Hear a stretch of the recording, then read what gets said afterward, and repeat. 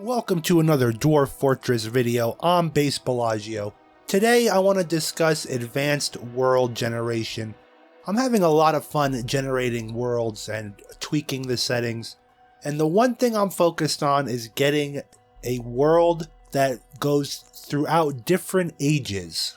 When you pick these normal ones, especially medium or higher, you tend to stay in the age of myth, maybe the age of legends. And these ages are all based around the number of monsters and mega beasts in the world. So we're going to look at some settings in advanced world generation to help you leave the age of myth and get some other ages. Couple things we will go over as we go down the list, things that I know. I'm not an expert at this, but I do know enough to help you, where you could in turn learn some things and help me. And you can comment down below. Embark points is how many points you have to pick gear if you were to manually select your gear for your dwarves to embark, and if you don't, this will give you just a bunch of items that you didn't ask for. Last time I did it automatically, I got like hundreds of copper weapons. So this is a setting that doesn't quite matter for the generation. End year is how long you want the history to generate for. Again, if you want short worlds, long worlds. Now, the first thing I want to say is this tends to work better. The smaller the map, the better. So I like doing a new parameter, making a new one. Otherwise, you end up messing up all these, which I've done. But once you learn how to, tweak the settings, you can fix it, pretty much. But we're doing 65 by 65. The population I had high last time to see if there would be more wars. We're going to lower the population. And I also want to lower the number of sites on the map. What I think this does is, if there is a high population and not enough sites for them, that might provoke more wars because they have to take over things. That's just a theory. Let me know in the comments what you think about that. But for this little test, we're going to generate this one. Now, the things I definitely know, when you go through all these different ages, especially without the mega beasts, this will prevent your world from, right here, this one, percentage beasts dead for stoppage. This will stop generating the game. So I do -1, which ignores. That's kind of important to do. Now this is where it gets important. About halfway down the list, you have the mega beast caves. The higher you have this, the more mega beasts will be in the world, more semi-mega beasts, more titans. And it'll be harder for the civilizations. This guarantees the age of myth when you keep these high. So for this test and to show you some new ages away from the age of myth, we're going to keep that on 1, mega beasts on 2, titans on 1. And then also we're going to lower all the different types of enemies down here. If you have a lot of demons, this will guarantee giving you the age of goblins, or the goblin age, which is pretty tough on your game. This is like very powerful enemies everywhere. So we're going to keep this on 6. We're going to lower all these a little bit. And then number of secrets is necromancy.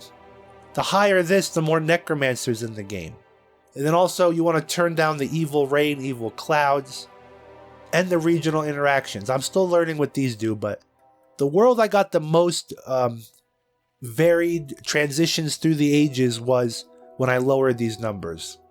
Desired good squares, desired evil squares, you can mess with that, definitely. Definitely, and let me know what you think. And if you are an expert at this, it would help everybody out. I just haven't seen a video on this, so I thought, let me show what I've been doing. Number of civilizations, again, you can mess with this. Let's do 12 for this one. And then let's save it, and let's generate. Now, there is a bug right now, after the most recent patch to add the classic ASCII mode, because I was not experiencing this before. I was generating hundreds of worlds and no problems. But now after the patch, around like year 600, it might just crash. But you can already see we're in the the age of Ethethi Beach Trusted. I've never seen this. This is some type of person, I think. I don't know. Let's keep generating. It could be a legendary monster or a titan. Usually it says like age of the Bronze Colossus, I've seen. Age of the Taiga Titan, stuff like that. I wonder who this guy is. See, it's curious. It's just a way to add flavor to the world, get out of the age of myth, and also have a varied playthrough. Because if the monsters are at control, your biggest threat is other civilizations, other wars. So you can dynamically change your simulation up. We've made it past World Year 600, but who knows? So this hasn't varied much. And I would consider this a failure. Because again, my goal for this is to get varied. I want to go from after 200 years, it goes from the age of this to the golden age. And then after another couple hundred years, it goes to the age of something. And then the age of, you can have it where it could be the age of the dwarves because the dwarves became so powerful, or the age of the humans. And it's just really interesting. I find this very cool. And I'm still figuring out all the different things. Let's save this. And then we'll take a look in Legends mode. Okay, here we go. We're loading up the existing world we just created. And then we will load into Legends mode, have it calculate all that.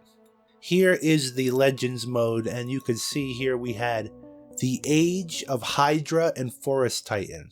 And then this guy. So, in this world, the Age of the Hydra and Forest Titan only lasted 2 years. The Hydra Fever Strength Blow attacked the Ticks of Running in Spider Autumn, and it was struck down by a goblin, and that ended the age. But the Age of Athethi Beach Trusted was a time when the Forest Titan, Athethi Beach Trusted, the Periwinkle of Mirth, was the only great power in the whole world. So for 1,000 years over, this age ruled, and this can affect your game, definitely when Adventure mode comes out. But even your Fortress mode can be affected by this. Will this legendary Titan come and destroy your kingdom? Will you take it over? And then once you kill him, it'll make a whole new age. It could be named after you. But that was a short video about world generation. I'm still learning about it. I just wanted to get this out there so people can start modifying their games. Remember, make a new file. And I think you will enjoy making new worlds with new ages that are not just the age of myth. Let me know what you think down below. Thank you for watching. Hit that thumbs up and subscribe for more good videos. I appreciate it.